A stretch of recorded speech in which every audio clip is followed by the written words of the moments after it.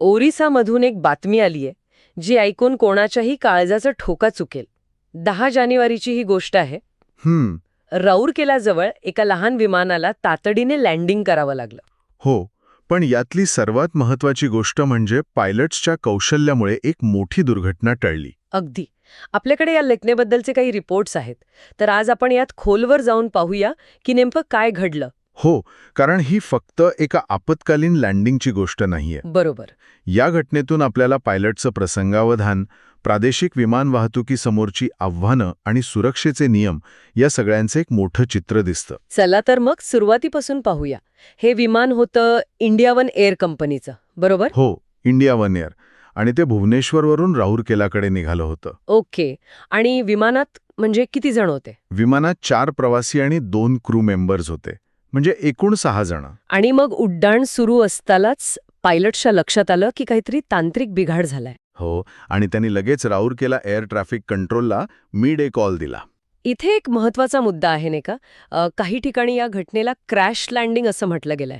हो, पण तो शब्द पूर्णपणे चुकीचा आहे. भुवनेश्वर विमानतळाच्या संचालकांनी स्वतः स्पष्ट केलंय की ही एक फोर्स्ड लँडिंग होती. अच्छा. मग या दोन्हींमध्ये नेमकं फरक काय आहे? म्हणजे सामान्य माणसासाठी तर दोन्ही गोष्टी सारख्याच वाटू शकतात. नाही, फरक खूप मोठा आहे. बघा, क्रॅश लँडिंग म्हणजे जेव्हा विमान नियंत्रणाबाहेर जातं.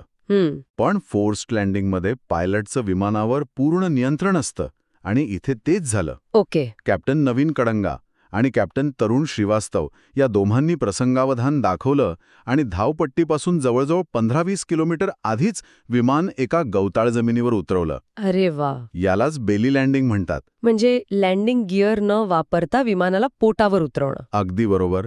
आणि म्हणूनच सगळ्यांचे प्राण वाचले. ऐकूनच खरंच खूप हायसं वाटलं. म्हणजे इतक्या मोठ्या घटनेतून सगळेच्या सगळे 6 जण सुरक्षित बाहेर आले. हो, पण त्यांना दुखापती झाल्या आहेत. अर्थात सुदैवानं कुणालाही गंभीर इजा झालेली नाही. पायलट्स आणि प्रवासी सगळ्यांनाच. हो, सगळ्यांना. त्यांना तातडीने राऊरकेलाच्या JP हॉस्पिटल आणि RGH मध्ये दाखल केलं गेलं. आणि बचाव कार्य वगैरे लगेच सुरू झालं. अगदी तातडीनं. जिल्हा प्रशासन, पोलीस, अग्निशमन दल सगळे लगेच पोचले होते. ओरिसाच्या मुख्यमंत्र्यांनीही जखमींना सर्वोत्तम वैद्यकीय सेवा देण्याचे आदेश दिले. ठीक आहे. पायलटचं कौशल्य तर वाखाणण्याजोगच आहे. पण मुळात प्रश्न हा आहे की विमानात असा बिघाड झालाच कसा? बरोबर, बरोबर. आणि आता याचीच चौकशी होईल. कोण करणारी चौकशी? 2 महत्वाच्या संस्था करतील. एक म्हणजे DGCA, म्हणजेच directorate general of civil aviation. जी भारतातल्या विमान वाहतुकीवर नियंत्रण ठेवते. हो. आणि दुसरी आहे AAIB, म्हणजेच एअरक्राफ्ट ॲक्सिडेंट इन्व्हेस्टिगेशन ब्युरो. अच्छा. त्यांचे रिपोर्ट ठरवतील की नेमकं चुकलं कुठे. म्हणजे बिघाड तांत्रिक होता की मानवी चूक होती की एअरलाईनच्या मेंटेनन्समध्ये काही त्रुटी होत्या, हे सगळं यातून समोर येईल. आणि हे विमान प्रादेशिक कनेक्टिव्हिटी योजनेअंतर्गत चालवलं जात होतं नाही का? हो, आणि त्यामुळे हा मुद्दा आणखी गंभीर बनतो. या योजनेवर या घटनेचा काही परिणाम होऊ शकतो? नक्कीच. बघा, ही योजना लहान शहरांना हवाई मार्गाने जोडण्यासाठी खूप महत्वाची आहे. पण अशा घटनांमुळे लोकांच्या मनात सुरक्षेबद्दल एक शंका निर्माण होऊ शकते. बरोबर. आणि इंडिया वन एअर सारख्या छोट्या एअरलाईन्सच्या मेंटेनन्स प्रक्रियेवरही प्रश्नचिन्ह उभं राहील. कसं आहे ना, त्यांच्यासाठी खर्च आणि सुरक्षितता यातला तोल साधणे हे एक मोठं आव्हान असतं. म्हणजे थोडक्यात सांगायचं तर या घटनेचे 2 पैलू दिसतात.